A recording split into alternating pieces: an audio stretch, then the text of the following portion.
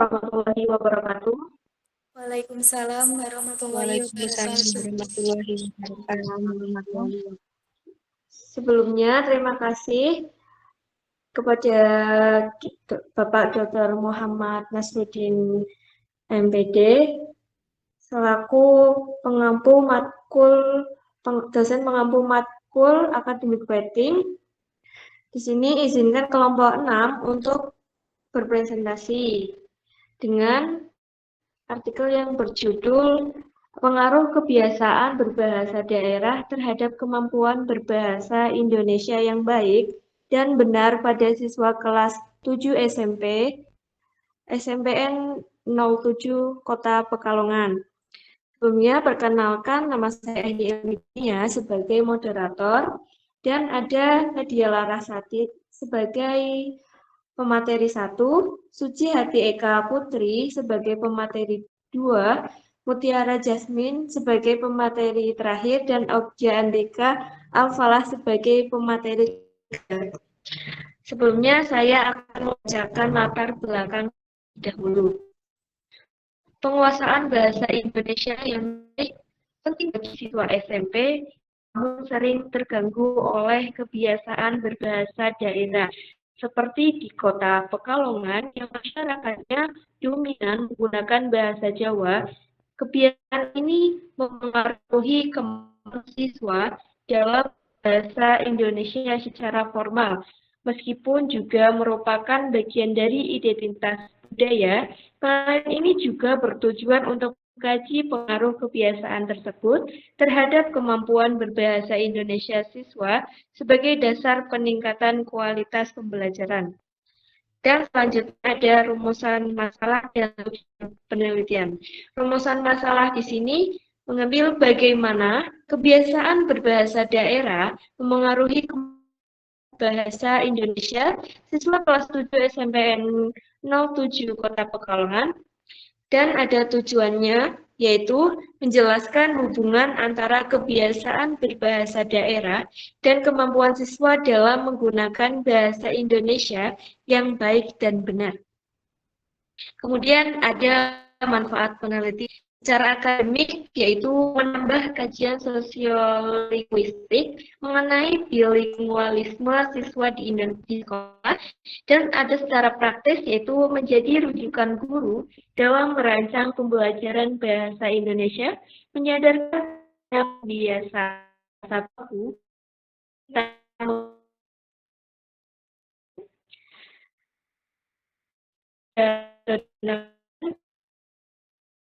sama jenis instrumen menggunakan subjek 20 siswa kelas 7 dari total 174 siswa. Teknik analisisnya menggunakan deskriptif presentasi dari hasil jawaban siswa. Kemudian materi selanjutnya, materi 1 akan disampaikan oleh Nadia Larasati. Silahkan, ya. Baik, terima kasih atas kesempatannya. Di sini saya akan menyampaikan mengenai temuan kebiasaan berbahasa daerah.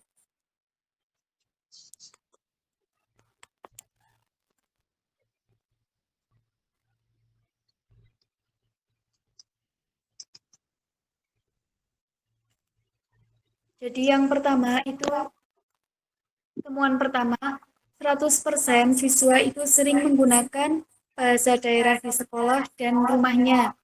Kemudian ada temuan kedua, 41% siswa merasa lebih mudah mengekspresikan ide dalam bahasa daerah.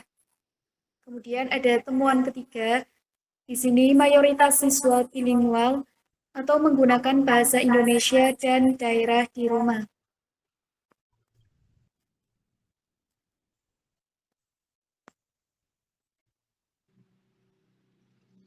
Baik, di sini saya akan melanjutkan pembahasan dari Mbak Nadia. Terus ada temuan dampak pada bahasa Indonesia. Temuan yang pertama, 62% siswa kadang kesulitan dalam pelajaran bahasa Indonesia. Terus ada temuan 2, 62% juga merasa penggunaan bahasa daerah memiliki sedikit pengaruh terhadap kemampuan berbahasa Indonesia. Dan yang terakhir, temuan ketiga, masih terjadi pencampuran kosakata daerah dalam komunikasi formal. Terima kasih. Selanjutnya akan dilanjut Mas Ogi. Baik, terima kasih atas waktunya. Nah, di sini saya akan menjelaskan tentang temuan kesadaran bahasa. Berdasarkan hasil temuan dari artikel kami, terdapat 3 hal yang penting yang perlu kita perhatikan. Yang pertama, sebanyak 55% siswa merasa cukup memahami kaidah bahasa Indonesia. Artinya sebagian besar siswa sudah memiliki pemahaman dasar yang baik, meskipun masih perlu ditingkatkan agar lebih optimal. Yang kedua, 72% siswa masih sering mencampur bahasa, terutama antara bahasa Indonesia dengan bahasa daerah dalam percakapan sehari-hari. Hal ini menunjukkan bahwa kebiasaan berbahasa campuran masih cukup kuat dan perlu upaya untuk menumbuhkan kebiasaan menggunakan bahasa Indonesia yang lebih baku dalam situasi formal. Yang ketiga, 97% siswa menyatakan bahwa guru secara konsisten mendorong penggunaan bahasa Indonesia yang baik dan benar. Ini menunjukkan bahwa peran guru sangat penting dalam membentuk kesadaran berbahasa siswa, dan sebagian besar guru sudah menjalankan peran tersebut dengan baik. Dapat disimpulkan bahwa pemahaman dan kesadaran siswa terhadap bahasa Indonesia sudah ada, namun masih dibutuhkan pembiasaan dan penguatan dari berbagai pihak. Selanjutnya, materi terakhir.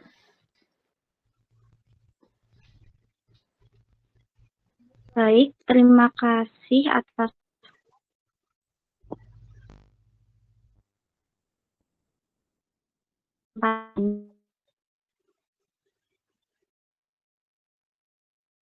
dalam analisis pertama ini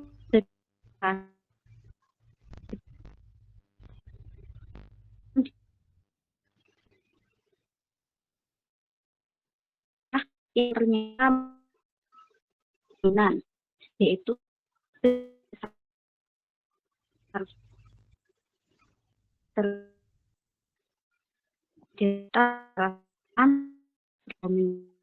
berkomunikasi. Nah, menimbulkan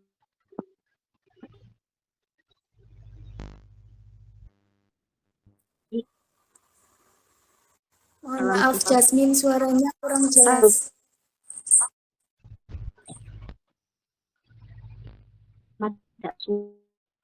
Hingga pengucapan ini apa? Wifi-nya lemot. Tak ulang ya. Ya, silakan.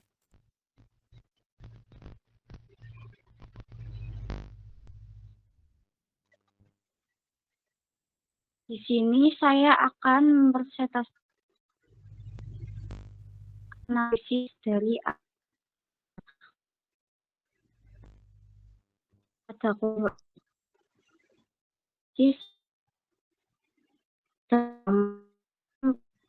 bagaimana baik di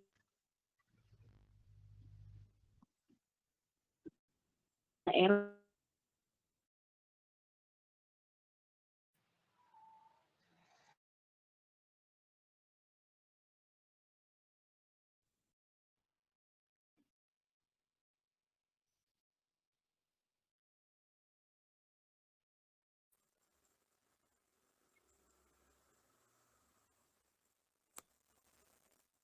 Baik, karena Mutiara Jasmine ada kendala, maka saya lanjutkan terkait analisis. Yang pertama itu ada penggunaan bahasa daerah cenderung tidak menjadi hambatan utama. Jadi dari hasil analisis yang kita lakukan, itu bahasa daerah itu tidak terlalu menjadi hambatan terkait berbahasa Indonesia. Kemudian yang kedua, itu ada interferensi terjadi, tetapi masih bisa dikendalikan. Jadi untuk interferensi bahasa itu tidak ada masalah, karena di sini masih bisa dikendalikan.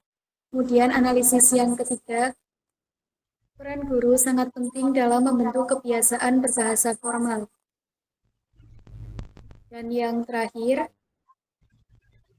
ada konteks komunikasi atau formal, informal sangat mempengaruhi pilihan bahasa siswa.